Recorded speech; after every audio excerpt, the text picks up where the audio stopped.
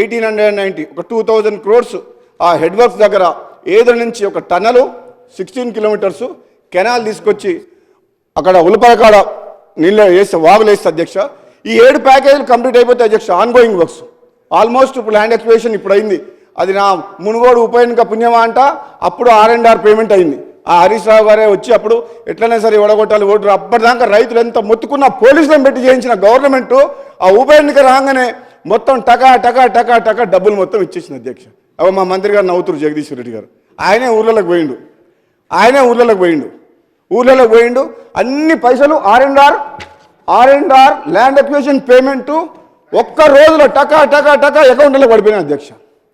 అన్ని 3.5 ఏళ్ళు ఎమ్మెల్యేగా ఉండి నేను అడిగితే పోలీసులను పెట్టి పనిచేసిన గవర్నమెంటు మరి ధనాధన ఎలక్షన్స్ కోసం అని చెప్పి ఇచ్చేసింది. నా పుణ్యం అంట, నా రాజీనామా పుణ్యం అంట. రైతులకు మాత్రం పైసలు వచ్చినాయి అధ్యక్ష. చాలా సంతోషం. చాలా నా రాజీనామా పదవి త్యాగం ఊరికే 570 కోట్ల రూపాయల నిధులు మా మునుగోడు నియోజకవర్గానికి వచ్చినాయి అధ్యక్ష. గొల్ల కుర్మలకు ఎక్కడ కూడా మన రాష్ట్రంలో 2వ విడత గొర్రెల పంపిణీ చేయలే. మామూలుగా అయితే గొర్రెలు ఇస్తారు కదా. నా రాజీనామా పుణ్యం అంటే 90 కోట్ల రూపాయలు గొల్ల కుర్మలకు 7,500 మందికి అకౌంట్లలో పడ్డాయి. 100 పడకల ఆసుపత్రి వచ్చింది చౌటుపల్లి మున్సిపాలిటీకి రోడ్లు వచ్చినాయి. ప్రతి ఊర్లో ₹1 కోటి పెట్టి సీసీ రోడ్లు వచ్చినాయి. పోతే పైన నా పదవి 600 కోట్ల రూపాయలు నిధులైతే వచ్చినాయి మా మునుగోడు నియోజకవర్గాన్ని. మా రైతులు మాత్రం చాలా సంతోషంగా ఉండరు.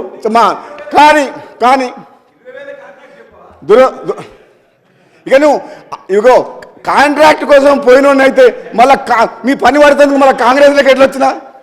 ఇప్పుడు అటు పోయినోడినైతే మళ్ళీ మిమ్మల్ని పని పడుతుంది కాంగ్రెస్లోకి ఎట్లా వస్తా? ఏదైతేనే అధ్యక్ష ఏదేమైనా చాలా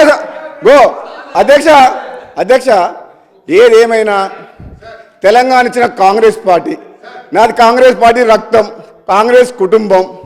ఈరోజు నేను మళ్ళీ కాంగ్రెస్లోకి వచ్చినందుకు సంతోషంగా ఉంది. అందులో నేను వచ్చిన తర్వాత మళ్ళీ మా పార్టీ అధికారంలోకి వచ్చింది కాబట్టి ఇంకా సంతోషంగా ఉంది. ఆగమైన తెలంగాణ మా చేతుల్లోకి వచ్చింది కాబట్టి ఇప్పుడు నమ్మకం కూడా కుదిరింది. ఈ తెలంగాణ రాష్ట్రాన్ని రాబోయే రోజుల్లో వాళ్ళు చెప్పిన తాగుబోతుల తెలంగాణ కాదు, బెల్ట్ షాప్ల ద్వారా బంగారు తెలంగాణ మేము చేసి చూపిస్తాం. మేము 100% చేసి రైతులకు, నిరుద్యోగులకు, ప్రతి ఒక్కరికి మేము తప్పకుండా వాళ్ళ ఆశయాలు, వాళ్ళ కోరికలు, వాళ్ళు ఎన్నో కలలు కంటున్నారు కాబట్టి మీరు పూర్తి చేయని కలల్ని మేము చేసి చూపిస్తామని చెప్పి సందర్భంగా తెలియజేస్తూ మీ ద్వారా మన ఉత్తమ్ కుమార్ రెడ్డి గారికి రిప్రజెంటేషన్ సార్ మీరు ఒకసారి అనౌన్స్ చేయమని చెప్తున్నాను. ఎందుకంటే లక్షల కోట్లు ఖర్చు పెట్టిండు తెలంగాణలో. ఇదొక్క ప్రాజెక్టు. ఇగో మీలాగా కళలు లేవు నాకు. కూనమనేని సాంబశివరావు